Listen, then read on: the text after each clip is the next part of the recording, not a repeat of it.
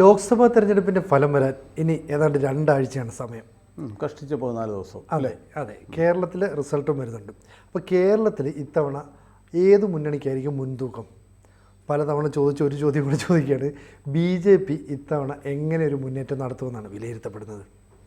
അല്ല, BJPയുടെ കാര്യം ആദ്യം പറയാം. കാരണം BJP കഴിഞ്ഞ പാർലമെൻറ്റ് തെരഞ്ഞെടുപ്പിനെ അപേക്ഷിച്ച് വലിയ മുന്നേറ്റം ഉണ്ടാക്കുമെന്ന് പൊതുവെ കരുതപ്പെടുന്ന ഒരു തെരഞ്ഞെടുപ്പാണ്. അത് ചില ആളുകൾക്ക് ഇങ്ങനെ ആഗ്രഹം കൊണ്ടും ആവാം, ചില കണക്കുകൂട്ടലുകളുടെ ഭാഗമായിട്ടും ആകാം. BJP 7 സീറ്റുകൾ വരെ നേടും എന്ന് പറഞ്ഞ ചില ആളുകളുണ്ട്. അതായത് കാസർഗോഡും പാലക്കാടും പത്തനംതിട്ടയും ഒക്കെ ഉൾപ്പെടുത്തി 7 സീറ്റുകൾ BJP നേടിയാൽ അത്ഭുതത്തിനും വകയില്ല എന്ന് പറയുകയും വിശ്വസിക്കുകയും ചെയ്ത ആളുകൾ ഇപ്പോൾ പോലും ഉണ്ട്. ഞാൻ ഇപ്പോൾ പോലും എന്ന് പറയാൻ കാരണം, തെരഞ്ഞെടുപ്പ് കഴിഞ്ഞിട്ട് വേണ്ട 1 മാസം കഴിഞ്ഞു. ഇനി കൃത്യം 14-ാം ദിവസം നമ്മൾ തെരഞ്ഞെടുപ്പിൻ്റെ ഫലം അറിയാൻ പോവുക. അപ്പോൾ നമ്മൾ നോക്കുമ്പോൾ BJPക്ക് അനുകൂലമായ ഒരു വേവ് ഉണ്ടായി. പക്ഷേ ഈ തരംഗം എന്ന് പറയുന്നത് ഒരു കാമ്പയിനർ വന്നിട്ടുണ്ടാക്കിയതൊന്നുമല്ല. നമ്മൾ വടക്കേ ഇന്ത്യയിലേക്ക് നോക്കൂ, മോദി എല്ലായിടത്തും പോകുന്നു, അല്ലെങ്കിൽ അമിത്ഷാ പോകുന്നു, പ്രധാനമായും നരേന്ദ്രമോദി തന്നെ. അങ്ങനെ ഒരു വലിയ നേതാവ് സഞ്ചരിച്ചുണ്ടാക്കുന്ന ഒരു ടെമ്പോയുണ്ട്. കേരളത്തിൽ പ്രധാനമന്ത്രി നരേന്ദ്രമോദി 2-3 സന്ദർശനങ്ങൾ നടത്തി. തൃശ്ശൂർ തെരഞ്ഞെടുപ്പ് പ്രഖ്യാപനത്തിന് മുമ്പ് സുരേഷ് ഗോപിക്ക് വേണ്ടി കല്യാണത്തിന് ഉൾപ്പെടെ വന്നതറിയാം. പിന്നെ അമിത്ഷാ വന്നിട്ട് പോയി. അങ്ങനെ തലയെടുപ്പുള്ള നേതാക്കൾ കേരളത്തിലും വന്നു പോയെങ്കിലും ഇൻറ്റൻസീവായിട്ടുണ്ട് ഇങ്ങനൊരു ക്യാമ്പയിൻ നടന്നത് മുഴുവൻ കേരളത്തിന് പുറത്താണ്. കേരളത്തിൽ BJPക്ക് ഒരു സ്റ്റാർ ക്യാമ്പയിനർ സംസ്ഥാന BJPക്ക് ഉണ്ടായിരുന്നില്ല. അങ്ങനെ വരേണ്ടിയിരുന്നത് നിശ്ചയമായും BJP സംസ്ഥാന അധ്യക്ഷൻ സുരേന്ദ്രനായിരുന്നു.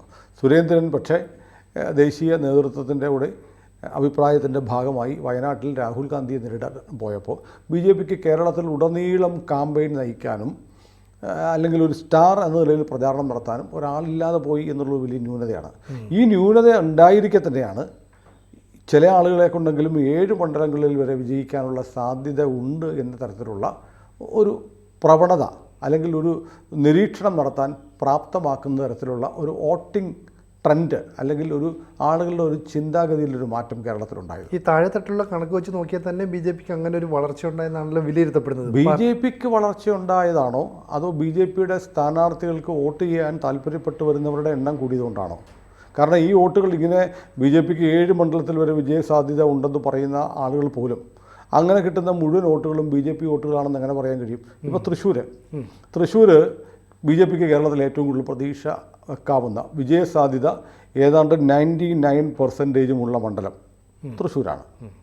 തൃശ്ശൂർ സുരേഷ് ഗോപി ജയിക്കാതിരുന്നാലാണ് അത്ഭുതം എന്ന് പറയുന്ന തരത്തിലേക്ക് സാഹചര്യങ്ങൾ മാറിയിട്ടുണ്ട്. ദേശീയ നേതൃത്വം അങ്ങനെ കണക്ക് കൂട്ടിയിട്ടുണ്ടോ? ദേശീയ നേതൃത്വത്തിൻ്റെ കണക്കിൽ സുരേഷ് ഗോപി തൃശ്ശൂർ ജയിക്കും എന്ന് തന്നെയാണ് ഏറ്റവും അവസാനം ഉണ്ടായിട്ടുള്ള ഒരു വിലയിരുത്തലും. മാത്രമല്ല, മണ്ഡലം തിരിച്ചിട്ട് തൃശ്ശൂരിൽ BJP വളരെ ശക്തമായി സംഘടനാ പ്രവർത്തനം നടത്തിയ, തെരഞ്ഞെടുപ്പ് ക്യാമ്പയിൻ നടത്തിയ ജില്ലാ പ്രസിഡന്റ് അനീഷ് കുമാർ ആണെങ്കിൽ സുരേഷ് ഗോപിയുടെ ഒപ്പം തന്നെ സഞ്ചരിച്ചിട്ടുണ്ട്.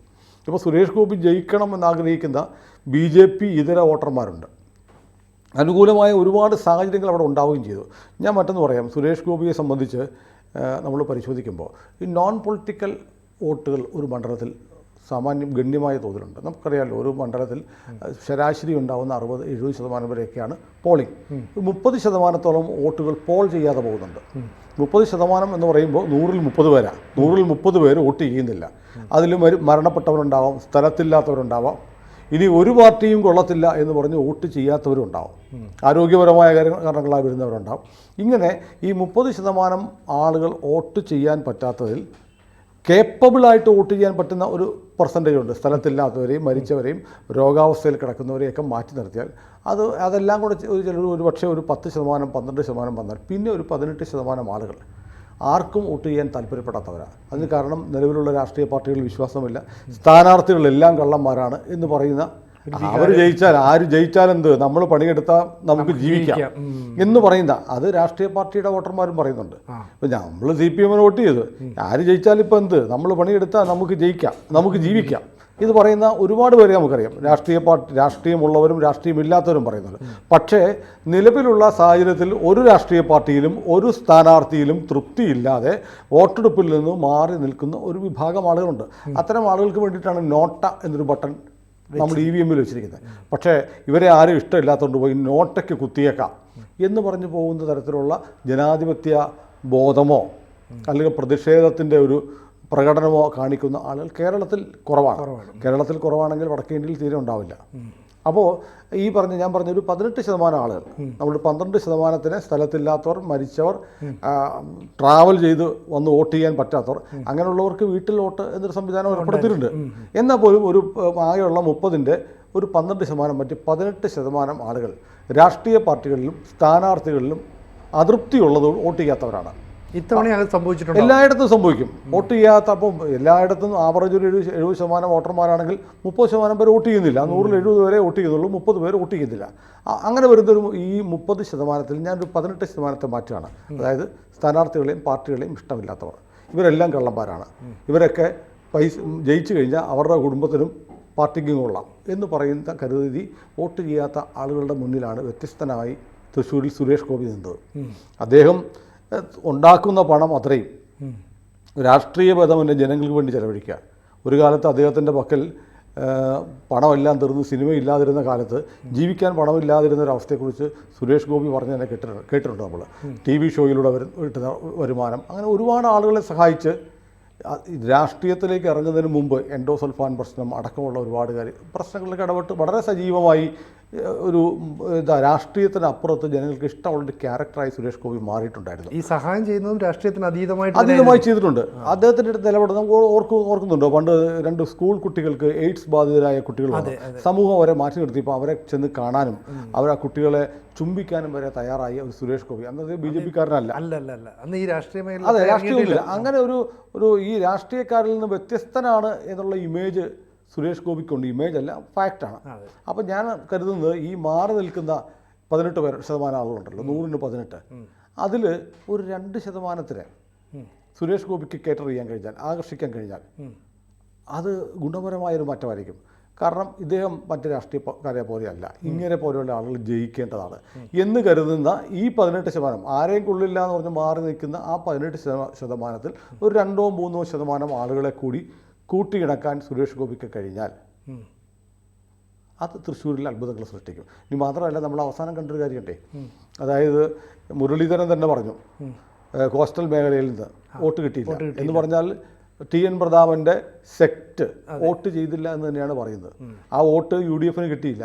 അവർ വോട്ട് ചെയ്യാതെ മാറി നിൽക്കുകയായിരുന്നു, അതോ മറിച്ച് VS സുനിൽകുമാറിന് കുത്തിയോ അതോ സുരേഷ് ഗോപിക്ക് കുത്തിയോ എന്നൊരു പ്രശ്നമുണ്ട്. ഒപ്പം ഈ ക്രൈസ്തവ സമുദായത്തെ നന്നായി ആകർഷിക്കാൻ സുരേഷ് ഗോപി കഴിഞ്ഞു. ക്രൈസ്തവ സമുദായത്തിൽ നിന്ന് നമുക്ക് അവിടെ തൃശ്ശൂരുള്ള നമ്മുടെയൊക്കെ സൗഹൃദത്തിലുള്ള പലരോടും സംസാരിക്കുമ്പോൾ അതിൽ പരമ്പരാഗതമായ ഹാർഡ് കോർ കൈപ്പത്തിക്ക് മാത്രമേ വെട്ടിമുറിച്ചാൽ കോൺഗ്രസ് ആവുന്ന കുറേ ആളുകളുണ്ട്.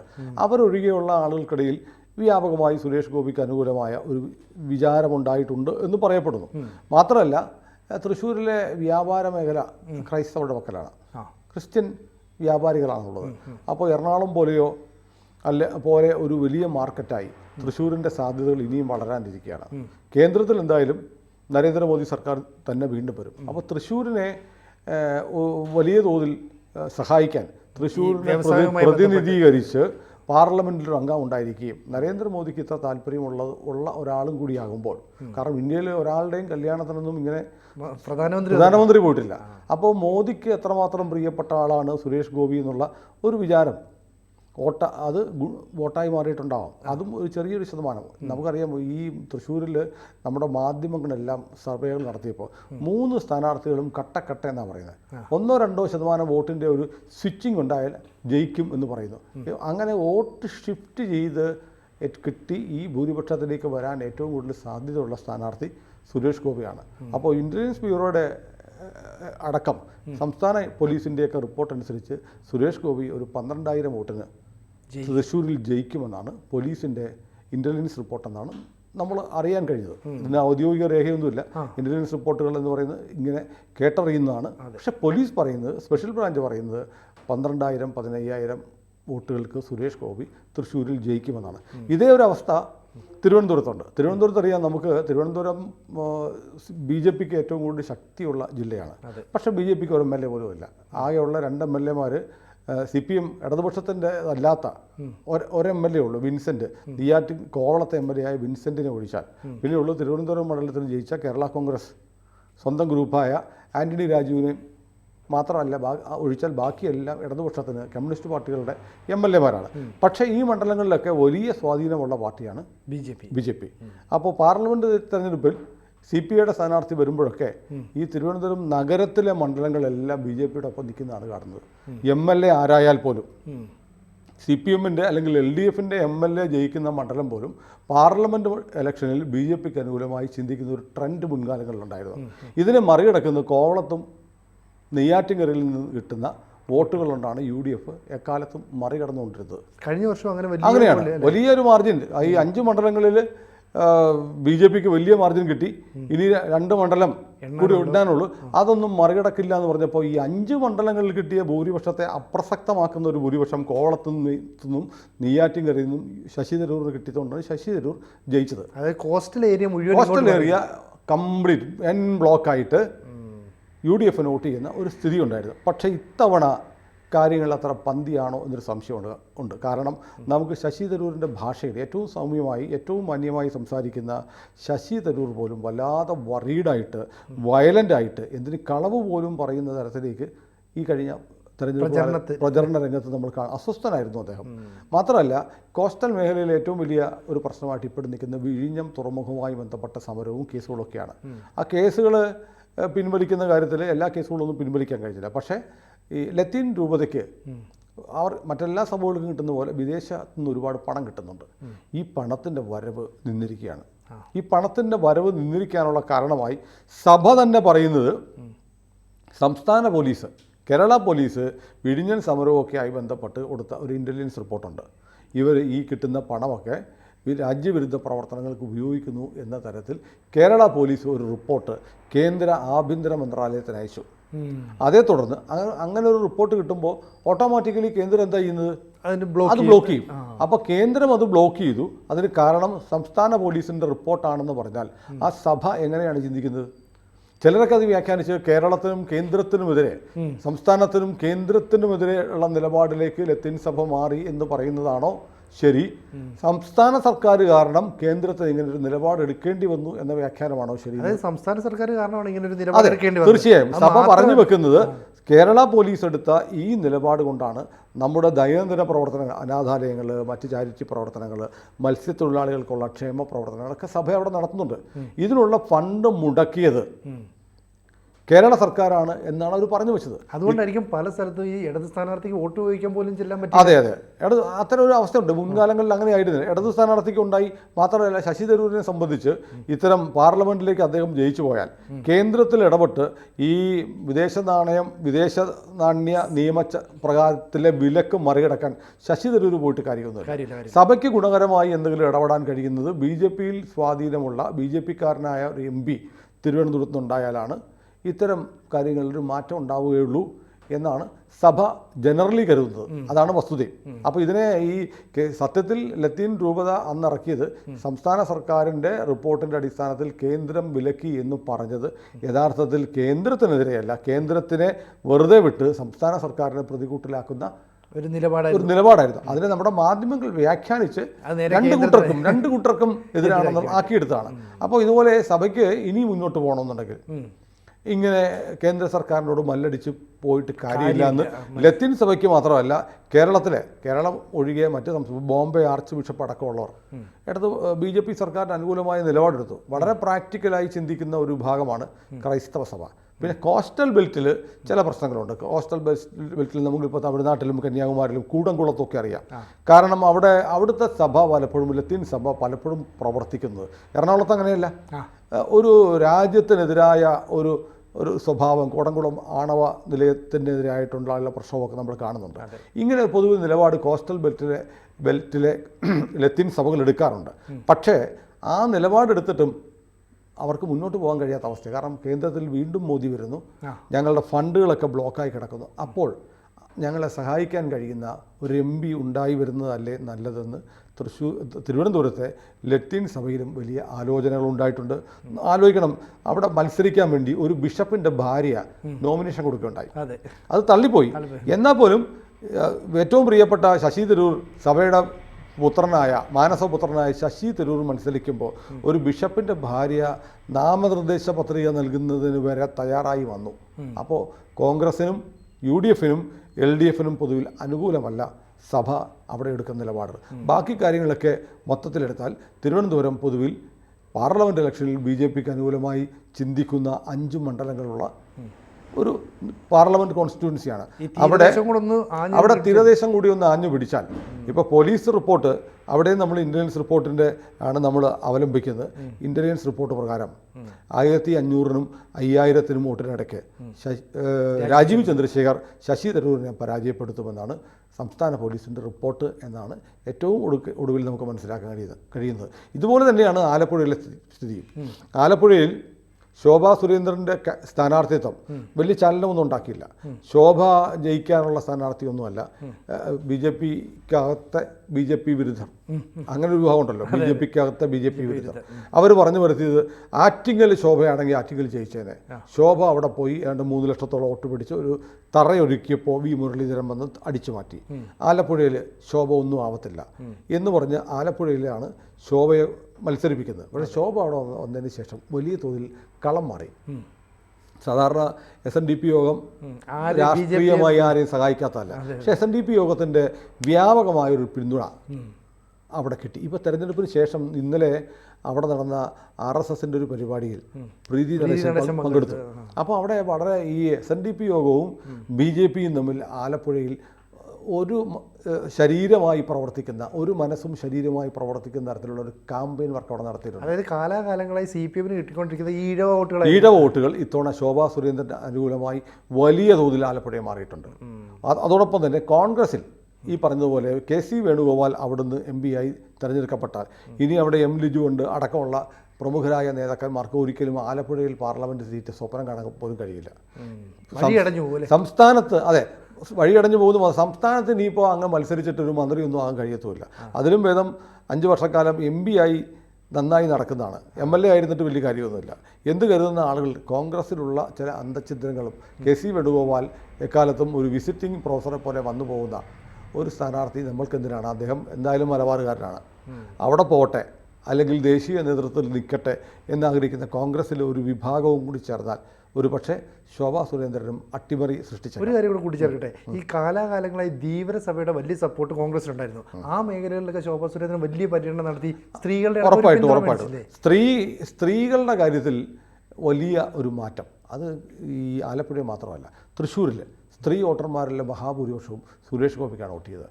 ആലപ്പുഴയിൽ മഹാഭൂരിപക്ഷത്തിൻ്റെ വോട്ടുകൾ ശോഭയ്ക്കാണ് പോയിരിക്കുന്നത്. അപ്പോൾ സ്ത്രീ വോട്ടുകളെ, വനിതാ വോട്ടുകളെ വലിയ തോതിൽ സ്വാധീനിക്കാൻ കഴിയുന്ന ഒരു പാർട്ടിയായി BJP ചിലയിടത്തെങ്കിലും മാറിയിട്ടുണ്ട്. ഇപ്പോൾ ആറ്റിങ്ങലിലെ കാര്യം പറയാം. ആറ്റിങ്ങലിൽ കേന്ദ്രമന്ത്രി V മുരളീധരൻ മത്സരിക്കുന്നു. ജോയി CPM ജില്ലാ സെക്രട്ടറിയും വർക്കല MLA-യുമായ ജോയിയാണ് LDF സ്ഥാനാർത്ഥി. അവിടുത്തെ നിലവിലുള്ള സ്ഥിരം MP ആയ അടൂർ പ്രകാശുമുണ്ട്. അടൂർ പ്രകാശ് നല്ല സ്ഥാനാർത്ഥിയാണ്, ഗംഭീര സ്ഥാനാർത്ഥിയാണ്. അദ്ദേഹത്തെ തോൽപ്പിക്കാൻ പ്രയാസമാണ്. B ജോയിയെ സംബന്ധിച്ച് അദ്ദേഹം CPM ജില്ലാ സെക്രട്ടറിയാണ്, MLA ആണ്, ഈഴവ കമ്മ്യൂണിറ്റിപ്പെട്ട ആളാണ്. ഈഴവ സമുദായത്തിൻ്റെ നിർണായകമായ മുൻതൂക്കമുള്ള ഒരു മണ്ഡലമാണ് ആറ്റിങ്ങൽ. പക്ഷേ ഈഴവ വോട്ടുകൾ 3ആയി സ്പ്ലിറ്റ് ചെയ്തു പോയി. അവിടെ മുരളി മാത്രം ഈഴവനല്ല തീയനാണ് എന്ന തരത്തിലുള്ളൊരു ക്യാമ്പയിനൊക്കെ ഇളക്കി വിടാൻ ശ്രമിച്ചെങ്കിലും അതൊന്നും ഏറ്റില്ല. തുടക്കത്തിൽ ഇവിടെ LDF-ഉം UDF-ഉം കരുതിയത് ഈഴവ തീയ വ്യത്യാസം പറഞ്ഞ് മുരളിയെ പരാജയപ്പെടുത്താം, ഒരു സ്പ്ലിറ്റ് ഉണ്ടാക്കി ഈഴവ വോട്ടുകൾ 2ആയി വിഭജിക്കുന്ന ഒരു സ്ഥിതി ഉണ്ടാക്കാം എന്നാണ് കരുതിയത്. പക്ഷേ അത് സംഭവിച്ചില്ല. V മുരളീധരനെ സംബന്ധിച്ചിടത്തോളം തുടക്കത്തിൽ വളരെ സജീവമായിരുന്നെങ്കിലും ഇടക്കാലത്ത് മുരളിയുടെ ക്യാമ്പയിൻ ഒന്ന് ഡൗൺ ആയിരുന്നു. പക്ഷേ അവസാന ലാപ്പിൽ V മുരളീധരൻ ഈ 2 സ്ഥാനാർത്ഥികളെ അപേക്ഷിച്ച് മുന്നോട്ട് വരുന്നൊരു കാഴ്ചയാണ് കണ്ടത്. അത് നമുക്ക് അവിടെ ചിന്തിക്കാവുന്നൊരു കാര്യം, അടൂർ പ്രകാശിനേക്കാൾ കൂടുതൽ സാധ്യത V മുരളീധരനോ അല്ലെങ്കിൽ ജോയിക്കോ എന്ന തരത്തിലേക്ക് അവസാന റൗണ്ടിൽ ആറ്റിങ്ങൽ മണ്ഡലം മാറിയിട്ടുണ്ട്. ഇത് വളരെ രസകരമായ മത്സരം നടക്കുന്നത് പത്തനംതിട്ടയിലാണ്. പത്തനംതിട്ടയിൽ ആൻ്റണിയുടെ മകൻ അനിൽ ആൻ്റണി അവിടെ മത്സരിക്കുന്നു. ആൻ്റണിയാണ് അവിടുത്തെ ഈ പറഞ്ഞ പോലെ സ്ഥിരം MP. പക്ഷേ വന്ന് അപ്പോൾ ആൻ്റണിയുടെ മകൻ എന്ന നിലയിൽ അവിടെ വരുമ്പോൾ ഈ പയ്യനെ വല്ലാതെ അണ്ടർ എസ്റ്റിമേറ്റ് ചെയ്തു. ആ മകനാണ്, വിവരമില്ല, അമ്മ പോയി കൃപാസനത്തിൽ പ്രാർത്ഥിച്ചിട്ട് സ്ഥാനാർത്ഥിയൊക്കെയാണെന്ന് നെഗറ്റീവ് ക്യാമ്പയിനൊക്കെ ഒരുപാട് വന്നെങ്കിലും വളരെ പെട്ടെന്ന് ഒരു സ്ഥാനാർത്ഥി എന്ന നിലയിൽ അനിൽ ആൻ്റണി എമർജ് ചെയ്ത് വരുന്ന സ്ഥിതി ഉണ്ടായി. കളം പിടിച്ചെടുത്തു, അജണ്ട സെറ്റ് ചെയ്തു.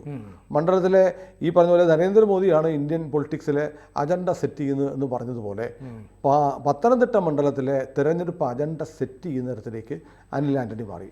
മാത്രമല്ല അതിലൊക്കെ ഒരു നമ്മുടെ തുടക്കത്തിൽ പലരും പ്രതീക്ഷിച്ചത് PC ജോർജ് ഈ സീറ്റ് മോഹിച്ചിരുന്ന ആളാണ്. സീറ്റ് കിട്ടാത്തപ്പോൾ അദ്ദേഹം കുണ്ഠിതനായി ചില പ്രയോഗങ്ങളൊക്കെ നടത്തി. പക്ഷേ പിന്നീട് കണ്ടത് ഷോൺ ജോർജും PC ജോർജും അവരാണ് സ്ഥാനാർത്ഥി എന്ന തരത്തിൽ ആ മണ്ഡലത്തിൽ വ്യാപകമായി വളരെ സജീവമായി ഇടപെടുന്നത് കൊണ്ട് അപ്പോൾ ക്രിസ്ത്യൻ വോട്ടുകളുടെ ഒരു നല്ല വിഭാഗം രണ്ടായി പിളരുകയും ഹിന്ദു വോട്ടുകൾ നല്ല തോതിൽ BJPക്ക് അനുകൂലമായി മാറുകയും ചെയ്യുന്ന ഒരു ട്രെൻഡ് പത്തനംതിട്ട ഉണ്ടായിട്ടുണ്ട്. കാരണം കഴിഞ്ഞ പ്രാവശ്യം സുരേന്ദ്രനും BJPക്ക് വേണ്ടി നല്ലപോലെ പിടിച്ചതാണ്. അപ്പോൾ ഈ ക്രിസ്ത്യൻ വോട്ടുകളിലെ മുൻപ് സുരേന്ദ്രന് കിട്ടാതിരുന്ന ക്രിസ്ത്യൻ വോട്ടുകൾ അനിൽ ആന്റണിക്കായി വീഴുകയും സുരേന്ദ്രൻ പിടിച്ച വോട്ടുകൾ ഹിന്ദു വോട്ടുകൾ നിലനിർത്താൻ കഴിയുകയും സുരേന്ദ്രന് കിട്ടാതെ പോയ കുറേ നായർ വോട്ടുകൾ കൂടി അനിൽ ആന്റണിക്ക് കിട്ടുകയും ചെയ്താൽ പത്തനംതിട്ടയിൽ താമര വിരിയും. പക്ഷേ ഇവിടെ ഒരു വലിയൊരു ഇക്വേഷൻ ബാക്കിയുണ്ട്. ഈരാറ്റുപേട്ട പൂഞ്ഞാർ മണ്ഡലത്തിലെ PC ജോർജ് വിരുദ്ധരായ BJP വിരുദ്ധരായ SDPA അടക്കമുള്ള SDPAക്ക് നിർണായക സ്വാധീനമുള്ള സ്ഥലമാണ് ഈരാറ്റുപേട്ട. അതുകൊണ്ടാണ് കേരളത്തിൽ ആദ്യമായി ഈരാറ്റുപേട്ടയിൽ IB ഒരു യൂണിറ്റ് തുടങ്ങിയിട്ടുണ്ട്. കേരളത്തിൽ IB ഈ കഴിഞ്ഞ വർഷം സ്പെഷ്യൽ യൂണിറ്റ് തുടങ്ങിയ ഒരു സെൻ്ററാണ് ഈരാറ്റുപേട്ട. അവിടുത്തെ കോട്ടയം ജില്ലാ പോലീസ് സൂപ്രണ്ട് ഈരാറ്റുപേട്ടയിൽ തീവ്രവാദ ATS ആൻറ്റി ടെററിസ്റ്റ് സ്ക്വാഡിൻ്റെ ഒരു യൂണിറ്റ് വേണമെന്ന് റിപ്പോർട്ട് അയച്ചത് വലിയ വിവാദമായിരുന്നു. അവിടുത്തെ താലൂക്കിൻ്റെ റവന്യൂ ടവറിനോട് ചേർന്നുള്ള സ്ഥലത്ത് ആ സ്ഥലം വിട്ടുകൊടുക്കണമെന്ന് പോലീസ് സൂപ്രണ്ട് ജില്ലാ പോലീസ് മേധാവി കത്തയച്ചതിനെതിരെ അവിടുത്തെ നഗരസഭ അടക്കം പ്രമേയം പാസ്സാക്കുകയൊക്കെ ചെയ്തു. അതുപോലെ വളരെ ഒരു കുഴപ്പം പിടിച്ച സ്ഥലമെന്ന് മറ്റുള്ളവർ കാണുന്ന ഒരു സ്ഥലമാണ് ഈരാറ്റുപേട്ട. PC ജോർജിനെ തോൽപ്പിച്ചത് അവരാണല്ലോ. അവർ അവകാശപ്പെടുന്നതുകൊണ്ട് PC ജോർജ് പറയുകയും ചെയ്യുന്നുണ്ട്. അവിടെ നിന്നുള്ള ഈ വോട്ടുകളുടെ ഒരു സ്വിച്ചിങ് എങ്ങോട്ടാണ് പോകുന്നത്? എന്തായാലും BJP വിരുദ്ധമാണ്. അത് അനിൽ ആന്റണിക്ക് പോകുമോ, ആന്റണിക്ക് പോകുമോ, തോമസ് ഐസക്കിന് പോകുമോ? അനിൽ ആന്റണിക്ക് എന്തായാലും പോകുമോ എന്നുള്ളതാണ് അവിടുത്തെ പ്രധാനപ്പെട്ട പ്രശ്നം. പക്ഷേ നമുക്ക് ചിത്രം അവസാന ലാപ്പിൽ എത്തിയപ്പോൾ നമ്മൾ മനസ്സിലാക്കിയത് തോമസ് ഐസക്ക് 3ാം സ്ഥാനത്ത് പോയാലും അത്ഭുതത്തിന് വകയില്ലാത്ത തരത്തിലേക്ക് പത്തനംതിട്ടയിലെ സിറ്റുവേഷൻ മാറി. അതായത് പ്രചരണം ചൂട് പിടിച്ചപ്പോൾ തോമസ് ഐസക്ക് ചിത്രത്തിലില്ല. അങ്ങനെയാണ് സംഭവം. അദ്ദേഹം വളരെ മുമ്പേ തെരഞ്ഞെടുപ്പിന് ഒരു 2 മാസം മുമ്പേ അവിടുത്തെ പല പരിപാടികളിലും വിദേശ വിദ്യാർത്ഥികളുടെ ചില സെമിനാറുകളൊക്കെ സംഘടിപ്പിച്ച് പത്തനംതിട്ടയിൽ CPM-ൽ പതിവില്ലാത്ത രീതിയിൽ താനിവിടെ സ്ഥാനാർത്ഥിയാണെന്ന തരത്തിൽ തിരുവല്ലയിലും ചെങ്ങന്നൂരും ഒക്കെ പോയി പല പരിപാടികളൊക്കെ സംഘടിപ്പിച്ച ആളാണ്. ചെങ്ങന്നൂർ ആലപ്പുഴ ജില്ലയാണെങ്കിൽ പോലും പത്തനംതിട്ടയായിട്ട് ബന്ധപ്പെട്ട് കിടക്കുന്നതായതുകൊണ്ട് അവിടെയൊക്കെ നിരന്തരം പരിപാടികളിൽ പങ്കെടുത്ത തോമസ് ഐസക്ക് 2-3 മാസം മുമ്പേ കളം പിടിച്ചതാണ്.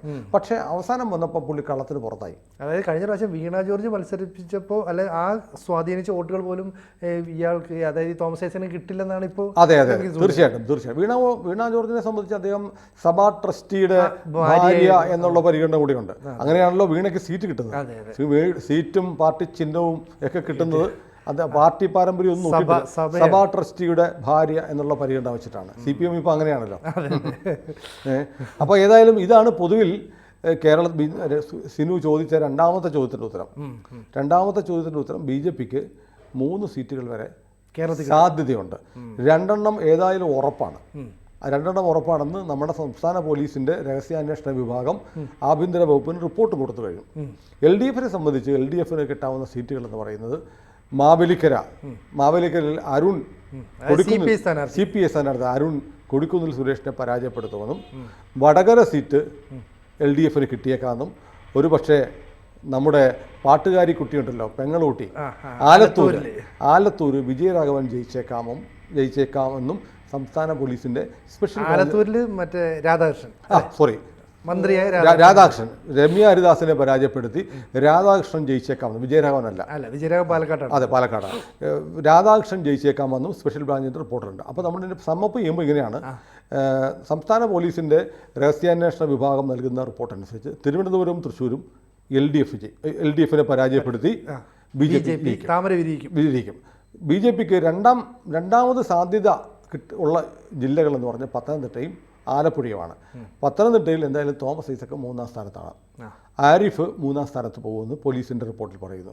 ഇനിയുള്ളത് BJP LDFന് അനുകൂലമായി പറയുന്നത് അരുൺകുമാർ മാവേലിക്കരയും രാധാകൃഷ്ണൻ ആലത്തൂരും ജയിക്കാം എന്നാണ് പറയുന്നത്. പിന്നെ ഒരു സാധ്യത, പ്രവചനം അസാധ്യമായിരിക്കുന്ന ഒരു മണ്ഡലം സുധാകരൻ മത്സരിക്കുന്ന സീറ്റാണ് കണ്ണൂർ. കണ്ണൂരും ഇടതുപക്ഷത്തിന് സാധ്യതയുള്ള സീറ്റായിട്ട് പറയുന്നു. അങ്ങനെ ഇടതുപക്ഷത്തിന് കിട്ടാവുന്നത് 2 സീറ്റുകളാണ്, പരമാവധി 3 എന്നാണ് പോലീസിൻ്റെ റിപ്പോർട്ട്. BJPക്ക് 2 മുതൽ 4 വരെ കിട്ടാം. അങ്ങനെയാണെങ്കിൽ BJPയുടെ ഒരു വലിയ വളർച്ചയുടെ തുടക്കം കൂടിയായിരിക്കും. അതെ. അപ്പോൾ പതിവ് പോലെ ഇത്തവണയും കേരളത്തിലെ മഹാഭൂരിപക്ഷം സീറ്റുകളും UDF കൊണ്ടുപോകും. ഇതിൻ്റെ നെറ്റ് റിസൾട്ട് മറ്റൊന്നുകൂടി പറയുന്നുണ്ട്. ഒരുപക്ഷെ ആകെ ഉണ്ടായിരുന്ന കനൽ ഒരു തരി പോലും കെട്ടുപോകാനുള്ള എല്ലാ സാധ്യതയും CPM-നെ സംബന്ധിച്ചുണ്ട്. ആ കനൽ കെട്ടുപോകും. ആലപ്പുഴയിലെ കനൽ കെട്ടുപോകും, മറ്റൊന്നും കിട്ടാനുമില്ല. രാധാകൃഷ്ണൻ ജയിച്ചാൽ മറ്റൊരു കനൽ ആലത്തൂർ ഉണ്ടാവും. പക്ഷെ ബാക്കി അതില്ലെങ്കിൽ കനലെല്ലാം കെട്ടുപോകും. കനലണഞ്ഞ് കരിപുരണ്ട ഒരു CPM-നെ കാണേണ്ടി വരും. കൃത്യം 14 ദിവസം കഴിയുമ്പോൾ ഇത് നമുക്കറിയാം. ഇത് സംസ്ഥാന പോലീസിൻ്റെ റിപ്പോർട്ടാണ്, നമ്മുടെ റിപ്പോർട്ടല്ല. അപ്പോൾ BJP 2 മുതൽ 4 വരെ, LDF 2 മുതൽ 3 വരെ, ബാക്കിയുള്ളത് UDF. ഇതാണ് കേരളത്തിൻ്റെ ജനവിധി, ജനമനസ്സെന്ന് സംസ്ഥാന പോലീസിൻ്റെ സ്പെഷ്യൽ ബ്രാഞ്ച് ആഭ്യന്തര വകുപ്പിനോട് പറഞ്ഞു കഴിഞ്ഞിട്ടുണ്ട്. എന്തായാലും ഇത് തന്നെയായിരിക്കും വരുന്ന റിസൾട്ട് വരുമ്പോഴും എന്ന് നമുക്ക് പ്രതീക്ഷിക്കാം. നമുക്ക് കാത്തിരിക്കാം ഇനി ഒരു 2 ആഴ്ച കൂടി അല്ലേ? അതെ.